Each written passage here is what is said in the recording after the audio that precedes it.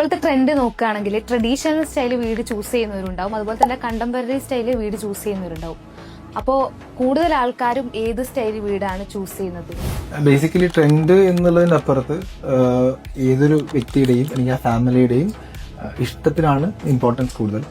So അവർക്ക് എന്ത് style of വീടാണ് വേണ്ടത് എന്നുള്ളത് അവർക്ക് സ്വാഭാവികമായിട്ടും അവരുടെ ഒരു ലൈഫ് സ്റ്റൈലും ബാക്ക്ഗ്രൗണ്ടും അല്ലെങ്കിൽ അവർ കണ്ടിട്ടുള്ള ഇഷ്ടങ്ങൾ വീടുകളെ വെച്ചിട്ട് ബേസ് ചെയ്തിട്ടാണ് അവർ ഇഷ്ടങ്ങൾ ഇവോൾവ് ചെയ്യുക. അതിന് കൂടെ തന്നെ ഏത് സൈറ്റിലാണ് നമ്മളത്, ഏത് കോണ്ടെക്സ്റ്റിലാണ് അത് നമ്മൾ ഉണ്ടാക്കുന്നത് ആ വീട് എന്നുള്ളത് വളരെ ഇമ്പോർട്ടൻ്റ് ആയ ഒരു ഫാക്ടറും കൂടിയാണ്.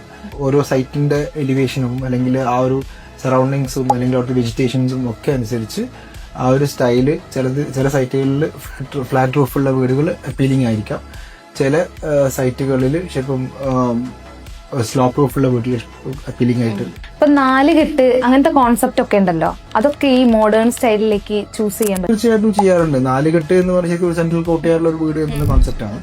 അത് 8 കെട്ടും 16 കെട്ടൊക്കെ ഉണ്ട്. അതൊക്കെ പുതിയ കണ്ടംപററി സ്റ്റൈലുകൾ നമുക്ക് ഇൻഫ്യൂസ് ചെയ്യാൻ പറ്റുന്ന കോൺസെപ്റ്റുകളാണ്.